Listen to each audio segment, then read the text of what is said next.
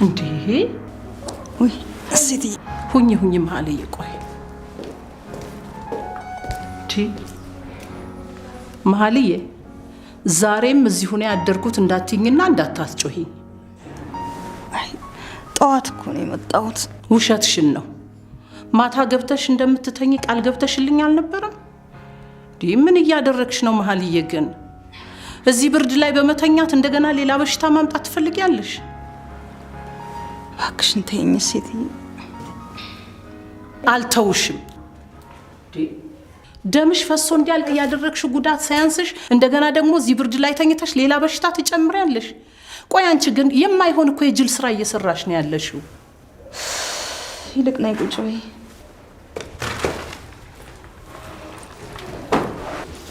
ትሰምኛለሽ መሀልዬ?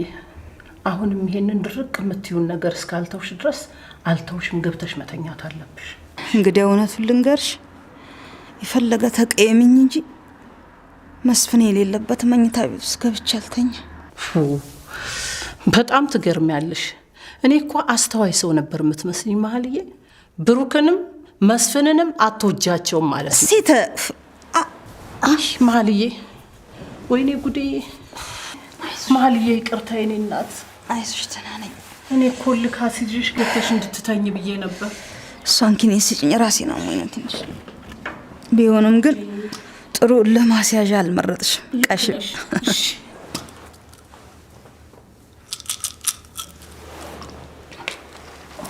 ይቅርታ መሀልዬ የኔ እናት።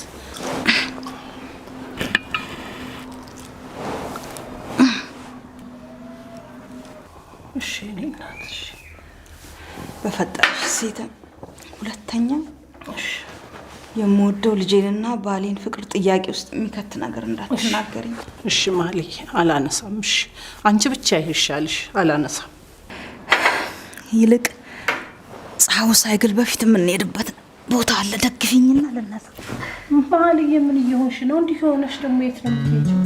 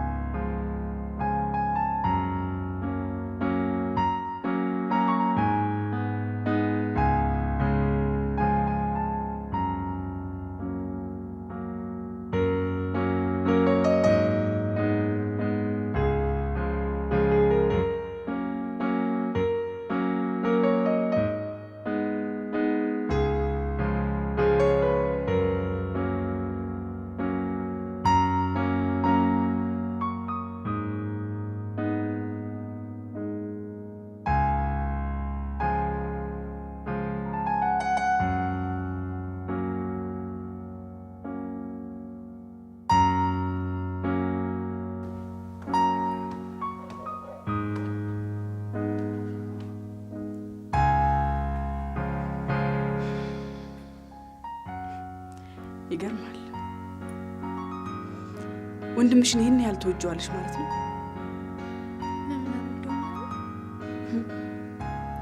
ለገዳዩ ጥብቅና እየቆሙ እሱን ወደዋለሁ ማለት ለኔ ግራ የሚያጋባ ፌዝ ነው። ኧረ እባክሽን እማዬ፣ ኧረ እባክሽን ልክሴ እንደዚህ እያልሽ አትበጥብጭ። አሁን እሱን ተይው። ፖሊሶቹ የምናነጋግራት ጉዳይ ስላለን እንመጣለን ብለውኛል። እነሱ ከሄዱ በኋላ እኔና አንቺ በዝርዝር እንነጋገራለን። ታዲያ አንቺ አሁን ልትሄጂ ነው? ፋርማሲ ደርሼ ልጆቹን አይት ታሪክ እመለሳለሁ። እማ ኧረ እባክሽን እስቲ አንዴ እንኳን እምልሽን ስሚና ሆስፒታል ሄደሽ ታዩ።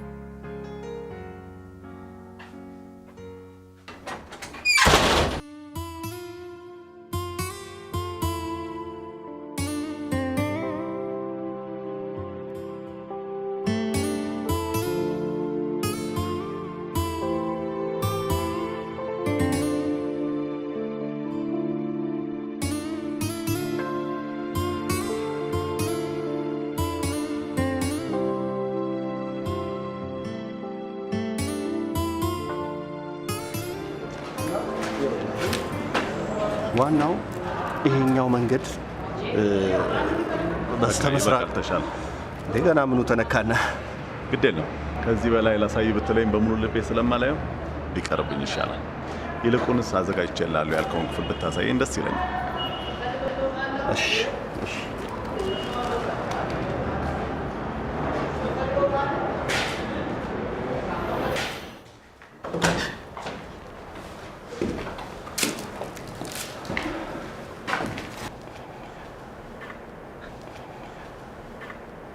እኔ ግን ይቅርታ አድርጉልኝና አቶ መስፍን እዚህ ኦና የሆነ ህንጻ ውስጥ መኖሩን አልወደድኩትም።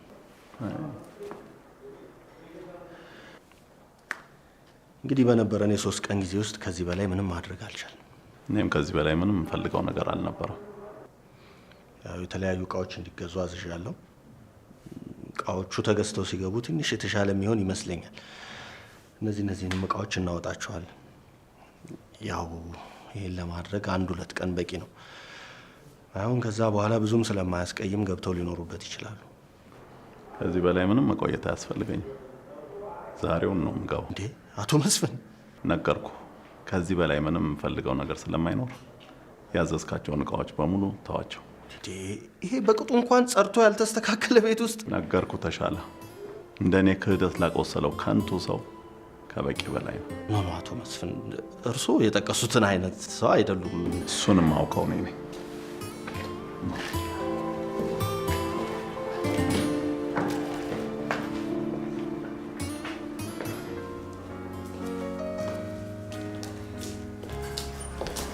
እኔ እንዲህ አይነት ነገር አይገባኝም። እንዴት ሆነሽ ነው ጣቢያ ሄደሽ የምትቆሚው? ነገርኩሽ ሴትዬ፣ ባርቺ 3 ቀን ሙሉ ሳላዩ ስለቆዩ በጣም ተጨንቋል። ይጨነቃ። አንቺስ ታመሽ የለ እንዴ? እንደሱ አትበይ። እሱ ለራሱ በጣም ጭንቀታም ነው። ከዚህ በላይ ከቆዩ የሚፈጠረው አይታወቅም። እባክሽ ማህልዬ ራስሽን ተረጋጊና አስታሚ። ሁሉም ነገር እኮ አንቺ ስትኖሪ ነው። ነገርኩሽ፣ ዛሬ ልጄን አይን ሳላይ አላድርም። እሺ እንዲህ ታመሽ ግን እንዴት ነው ፀሐይ ላይ ቆመሽ የምታናገሪው? ኢንስፔክተሩ ችግሬን ነግሬው ቢሮ ጠርቶ ሊያናግረው ቃል ገብቶልኛል። አይ መስፍኔ እግዚአብሔር የስራህን ይስጥ። እንደሱ አትበይ። እንዴት ነው የማልለው? የልጆቹ እናት አይደለሽ እንዴ? አንቺ ታመሽ ቤት ውስጥ ጥሎሽ እንዴት ነው የሚጠፋው? መቼ ጠፋ? ሆስፒታል መጥቶ አይቶኝ የለም እንዴ? አንቺ እኮ ሚስቱ ሳትሆኚ እናቱ ነሽ። ምላሹ ይሄ ነበር? አይፈረድበትም እባክሽ። እሺ ቆይ አሁን እንዴት እየነዳሽ ነው መሄድ የምትችይው? እኔ እኮ አልነዳም፣ ታክሲ ጠርቻለሁ። አይዞሽ ደህና ነኝ፣ መድኃኒቱ እስከሚሰራ ነው። አይዞሽ አትጨነቂ። ልደግፍሽ? መጣ።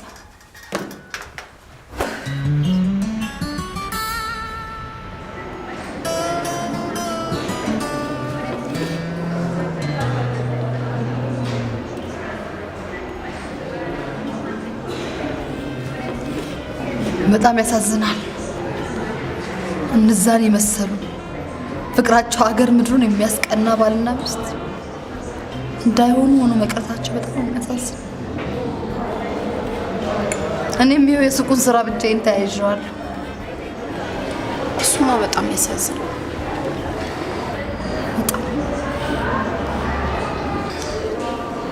እኔ ግን የማዝነው ለነሱ ብቻ አይደለም። አንድ ቀን የነሱ የጣፋንታ ባንቺና በቢኒ ላይ ሊደርስ እንደሚችል ገና ሳስበው ልቤ በሀዘን ይሰበራል። ምን ማለት ነው ጸደይ? በምን ምክንያት ነው የነሱ ጣ በእኔና በቢኒዬ ላይ የሚደርስ? አላውቅም፣ ግን ቢኒ ከአቶ አስናቀ ጋር የጀመረውን ወዳጅነት እስካላቆመ ድረስ የእናንተ መጨረሻ ከነሱ የባሰ የሚሆን ነው የሚመስለኝ። አምላኬ፣ የፈራሁት ነገር እውነት ሆኖ እንዳይሆን። ቆይ በአቶ መስፍንና በወይዘሮ መሀሌት መካከል በተፈጠረው ግጭት የአቶ አስናቀ እጅ አለበት እያልሽ ነው? ሊያይ እኔ ስለዚህ ጉዳይ ምንም የማውቀው የሰማሁት ነገር የለም። ቢኖርም ደግሞ ላንቺ አልነግርሽ። ለምንድን ነው የማትነግሪኝ? ለምንድን ነው የማትነግሪኝ? ጸዲ ይኸውልሽ በቃ ቀድሞውንም ልቤ ነግሮኝ ነበር። ሰይጣን የሆነ ሰውዬ ከዚህም በላይ የከፋ ነገር ከማድረግ አይመለስም።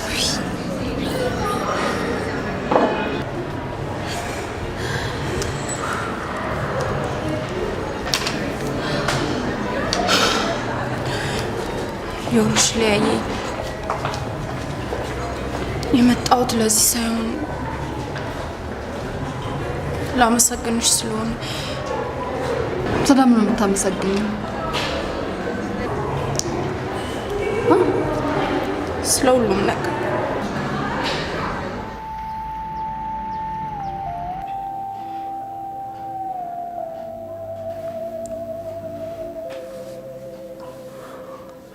ማሚ ደህና ነኝ አልኩ እኮ ባርቺ። ውሸትሽን ነው ማሚ፣ ደህና አይደለሽም። በእግዚአብሔር እውነቱን ነገር ምን ሆነሻል? ምንም አልሆንኩም እያልኩ። ውሸትሽን ነው። ችግር አለ ማሚ። ባይሆን ኖሮ ይሄን ያህል ጊዜ ሳተኛ ቆይም ነበር። እንግዲህ ድርቅ አትበል። ሳላይ የቆየው ትንሽ ስላመመኝ ነው አልኩ። አይመስለኝም ማሚ። ነገርኩ አይደል እንዴ? አታምነኝም ማለት ነው? እባክሽ ንገሪኝ ማሚ። በጭንቀት እኩል ሞት ነው ማሚ። ይቅርታ ኢንስፔክተር። ምንም አይደለም። ይልቅ የተሰጣችሁ ሰዓት እያለቀ ስለሆነ የማይሆን ሙግታችሁ መነጋገር ያለባችሁን ነገር ተነጋገሩ። አዎ እንደሱ ነው የሚሻለው ብሩኬ። ከመለየታችን በፊት ይልቅ ቁም ነገር እናውራ። ማሚ አናውራ። እስር ቤት ስለተጣለ የሆነውን ነገር አይሰማም ብለሽ ሚስጥረኛሽ እንዳንበርኩ ዛሬ እውነቱን ደበቅሽ ማለት ነው? ምንም ነገር እኮ አልደበቅኩም ባርቺ። ተይው ማሚ፣ ተስፋዬ ተሟጦ በወደኩበት ብሩኬ። ከአንቺ ሌላ በርታቢያ ጓደኛ እንደሌለኝ እያወቅሽ ቆይ ማሚ ለምንድን ነው የምትርቂ? አራኮም እኮ የኔ ጌታ ራቂ አይደለም ባርቺዬ፣ የሚነገር ነገር ስላልሆነብኝ ነው። ደግሞ አንድ ነገር እንድታቅ ፈልጋለሁ። በምንም አይነት መንገድ ተስፋ ተሟጦ አላለቀም። ሁሉም ነገር ወደ ቦታው ይስተካከላል። እሺ በለኝ። ልመንሽ ማሚ፣ ዛሬም ሚስጥረኛ፣ ዛሬም ብርታቴ ነሽ። ቅንጣት አትጠራጠር። መቼም ቢሆን ምሳሳለ ልጄ ነህ ታውቃለህ። እሺ ማሚ፣ እወድሻለሁ። እኔም እወድሃለሁ የኔ ጌታ። ሰዓታችሁን ጨርሳችኋል። እሺ እሺ። ምንድን ነው ጉስቁል ያልሽው?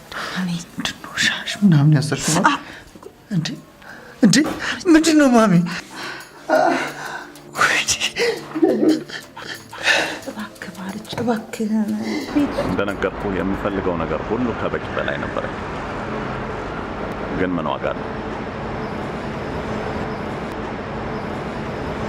ነፍሴን ያለ ልክ የሚያስደስታት ከምንም በላይ የምሳሳለት መቼም ቢሆን ላጣውም አልፈልግ የቤተሰብ ፍቅር ነበረኝ። እሱን እየመረረኝም ቢሆን ዛሬ አጥቼዋለሁ።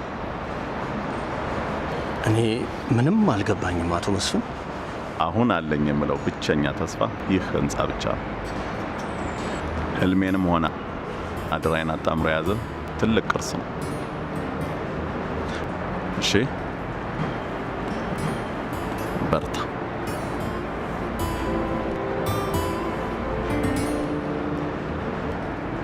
አንቺ ማለት ለኔ ልገልጸው ከሚችለው በላይ በጣም ጥሩ ሰውና መልካም ሰው ነበርሽ። እንደ ወንድም ሚስት ሳይሆን እንደ ታላቅ እህት መክረሽ ገጽጸሽ ለዚህ ያደረሰሽ። ስለዚህ በጣም አመሰግንሻለሁ።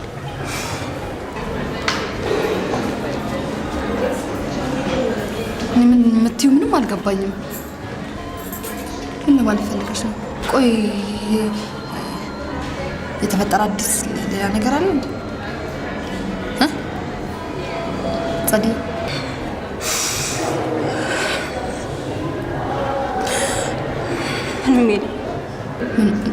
ታዲያ እንዴት ከመሬት ተነስቶ ማመስገኑ ምን አመጣው? አላውቀውም ሊያ። ምናልባት የኔ ነገር ከዚህ በኋላ ያለቀለትና ያበቃለ ጉዳይ ስለሆነ ይሆናል።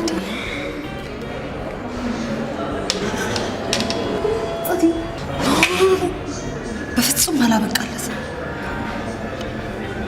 አንቺ እኮ ገና ትልቅ ተስፋ ያለሽ ያሰብሽበት መድረስ የምትችይ ልጅ ነሽ። ምን ሆነሻል? አይደለሁም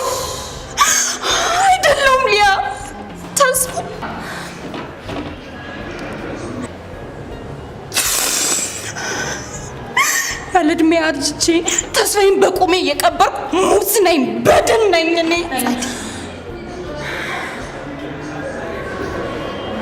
ዛሬ ሁኔታሽ ምንም አላማረኝም። ጸዲ፣ ቆይ የሆነ ያሰብሽው ነገር አለ? መጥፎ ነገር? አንቺን እኮ ነው ጸዲዬ የማናገረው።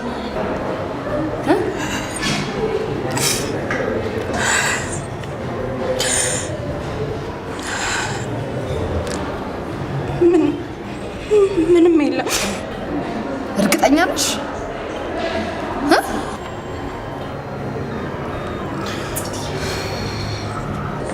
ምንም ነገር ብስታስቢ ከማድረግሽ በፊት ለኔ እንድትነግሪኝ። የማትነግሪኝ ከሆነ ግን በጣም ነው የማዝነብሽ። እሺ እነግርሻለሁ፣ ግን ምክሬን ችላ ብለሽ ንቀሽ እንዳትታዩ። አቶ አስናቀ ማለት ማንንም የማይፈራ ምንም ከማድረግ ወደኋላ የማይመለስ ጨካኝ አረመኔና ገዳይ ሰው ነው። ስለዚህ ቢኒን እንደምንም ብለሽ ከሱ አርቂው፣ እንደምንም ብለሽ አርቂው በቃ።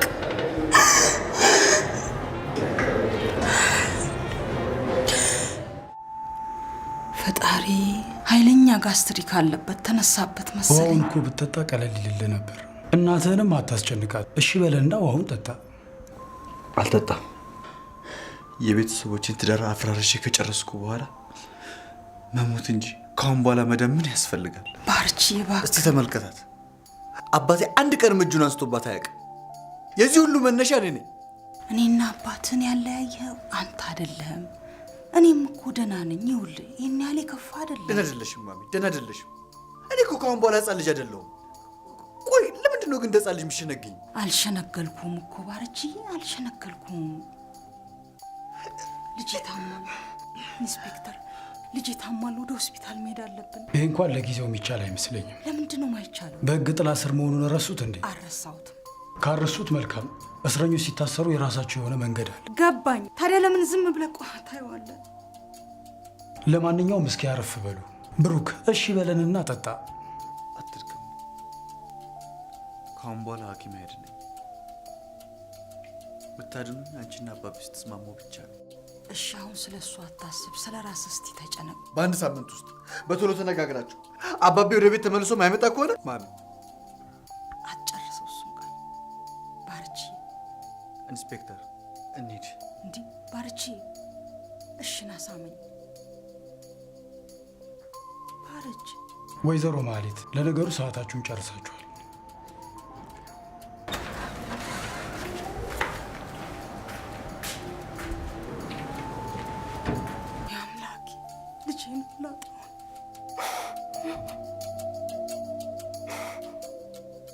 አይዞት እንግዲህ ያው ጠንከር ማለት ነው። እሺ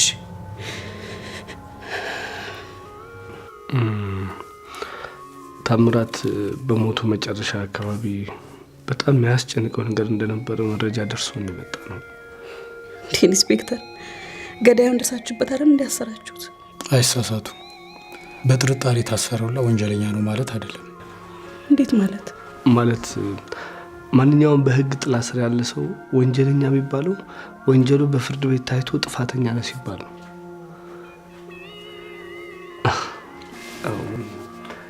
ሳይሆን ዋናው ጥያቄዎቻችን ቢመልሱልን። ያን ያህል ያስፈልጋቸዋል? ማለቴ ጉዳዩ ትንሽ ደስ ስለማይል ብዬ። ወይዘሮ ማሪቱ ግድ የለም ይንገሩ ካላችሁ እሺ። ቀደም ሲል እኔ የብሩክ ቤተሰቦች ጋር ተቀጥሬ ሰራ ነበር።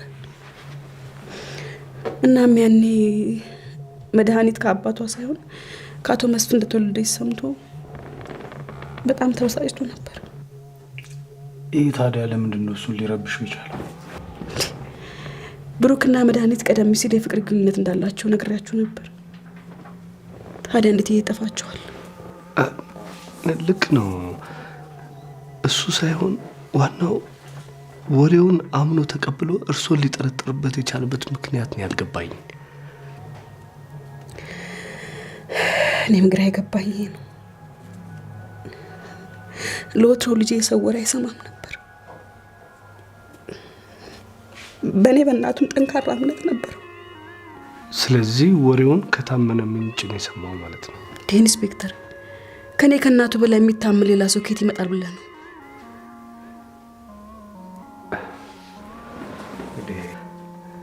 ይህንን እሱ ነው የሚያውቀው።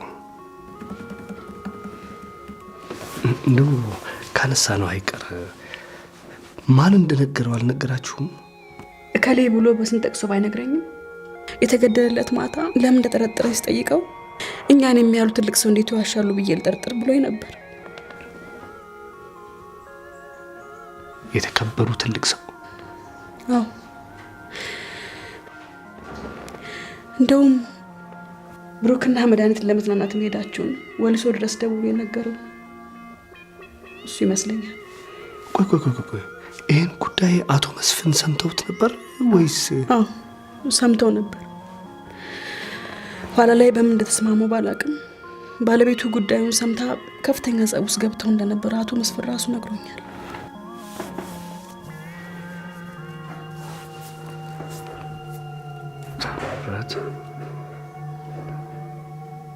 ወይዘሮ ማህሌት እነሱን ያሳመኑ ትልቅ የተከበሩ ሰውዬ